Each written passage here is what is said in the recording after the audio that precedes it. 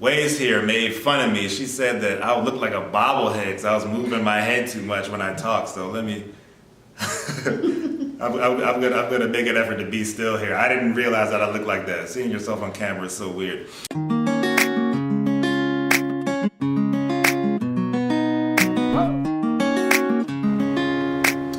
Hey guys, welcome back to another episode of House of Ways and Means, and we're here to talk a little bit about various generations. So we wanted to kind of set a framework, a little bit of groundwork for kind of the ideas that we want to set forth for you guys related to behavioral finance. That's kind of what the niche that we're here to really talk about. So we thought it would be a good idea to do a little short series on generations in U.S. history. So we're going to start just as of the 1900s. Anybody before that time period is no longer living, even though I guess the early 1900s are kind of dwindling in number as we speak. But people who are maybe watching this probably have some, I guess, early 1900s family members or friends you may know, or people you may remember. So we just want to talk a little bit about the history of the United States as far as generations go, and we want to get into a little bit about their relationship to money, because we figured through doing that, kind of give a better understanding of perhaps why people do some of the things that they do that may not make sense to us. So where do we want to start? Well, I think the best place to start is just in relation to a lot of the historical events that took place. So we're going to talk a lot about the Traditionalist generation at this point, which timeline-wise took place within the early 1900s to about like the mid 1940s. So another thing that's important to note is that the Traditionalist is actually made up of two generations. So we're gonna talk about them kind of simultaneously, but the first half of that generation is the greatest generation, and then the second half of that is the silent generation. So let's just talk about a few specific events that took place during that time period. So, there's something like World War I, the Great Depression, which came and lasted pretty much the entire 30s after being started in around 1929 with Black Tuesday crash. And then after that, there was, pretty much we had World War II. So just use your imagination. And it's also important to note the way we live now and the way we view America was very different back then. And when I say America, I need to be careful here and make sure I'm saying United States. Waze here made fun of me. She said that I would look like a bobblehead because I was moving my head too much when I talk. So let me. I'm gonna make an effort to be still here. I didn't realize that I look like that. Seeing yourself on camera is so weird. But the way we view the United States now, it was very different back then. Most people of my age and a little bit older, and of course younger, always have heard U.S. is the most powerful country in the world. Well, think back to the early 1900s, that wasn't the case. You had countries like Great Britain, Germany, France. They were the major powers of the world. The U.S. was still kind of, we were up and coming, but we weren't quite there yet.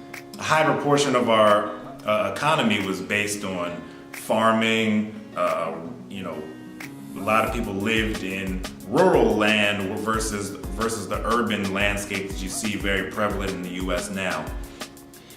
Well, you talk about the prosperity that the U.S. had here, in the land. However, you do remember that there was a drought, at one point. So yeah, in the South. In the South. So in that time frame, there was difficulty just being able to acquire food. So think about not being able to meet, your needs, your immediate needs.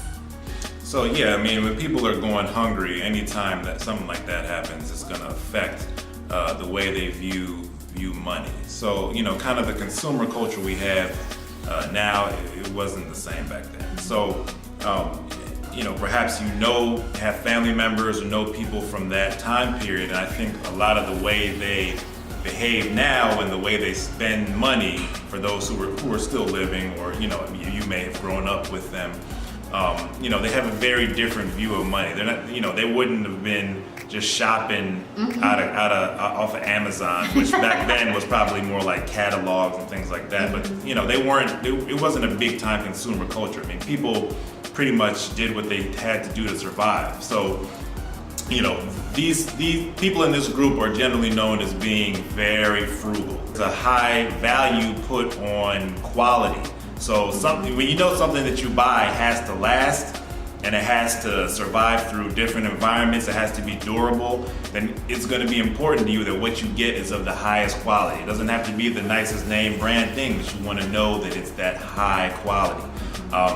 They didn't have the greatest relationship with trusting financial products and investments, at least during that period of time, because one of the things that happened in the Depression, I mentioned the stock market crash, but what ensued was a lot of banks failing. So imagine, not just one or two big banks, but thousands of local and regional banks failed. And during that time, the way we have things set up now where our money that we hold in banks is insured by the federal government, they didn't have that back then. So basically, if a bank closed and you had money in it, you were out that money. That's you know what I mean?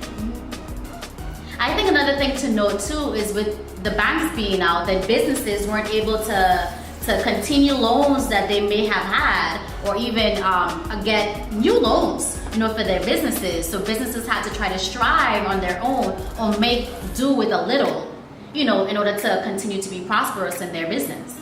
So all these things together, the Depression, drought, constant fear of having to go to war, you live your life a lot differently. So you're gonna save your pennies. You're not going to be out here. Remember, some of you guys, moms, remember your moms and dads used to tell you, you're sitting there, I don't want to eat this food. No, you're going to eat. You're going to eat every last bit of it, and you're going to be hungry. So our parents said stuff like that, but they were just joking. They couldn't hold that up. Eventually, if you had enough willpower, mom and dad were going to break. Back then, they didn't break. If you didn't want it, look, you'll see what you're going to eat tomorrow. It's going to be the same thing. Just you wait. People have to be very mindful about the way that they spend their money, and with the things that you did have, you had to make sure that it lasted for a period of time. So there was no waste. There was nothing going to waste. At this time, you think about the men that went off to war, and the women had to make do. They not only were the nurturers, but they had to be the providers of their home, and how that changed the dynamic of their home, changed the spending. They had to consider that the man could not bring in as much, money into the family as they were at that time. So it was really not very equal in regards to pay. However, it was the only way that they could survive. So that generation has such a very survival mentality, where they had to just go after whatever it is that they needed just so they could get the little that they had, and they made that little stretch in ways that today we would never be able to do. Yeah, and the way we're talking about this, we don't want to come off as being insulting or anything like that. We have great respect for people of all generations, so we're just trying to do this to give our viewers some perspective. Maybe perhaps some of you have learned this and you already know it, and it's just kind of like common knowledge to you. But I know everybody does it. Something else that I think is important to note about those generations is the way that they worked. And when it comes to the work environment, they were very much about loyalty, respect for authority. They constantly were under the threat of war. A lot of people had to go off and fight for their country. So, being patriotic was very important. High standard of family values, marriage, community, the household, doing very simple activities that were the entertainment of the time. Things that we might consider boring now, but just the family being together, playing games together, that was very important to that group. So they had very high respect for authority. Yes. You know, they weren't going off and doing their own thing. It was like, if it's best for the group, then that's what I'm gonna do.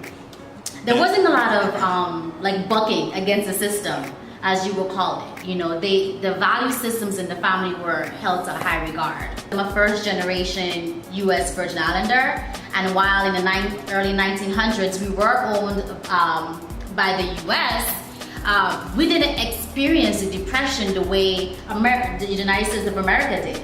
It was completely different.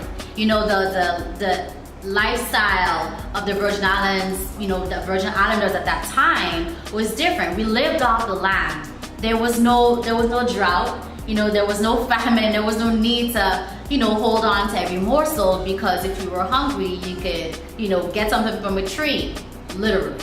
You can go fishing. You can, you know, catch mollusks and things like that in nets and things like that. It was just, there was an abundance of work. So it was almost as though the Virgin Islands didn't really get the effects of the Great Depression and war and things of that until years later. But we'll talk about that in a future episode.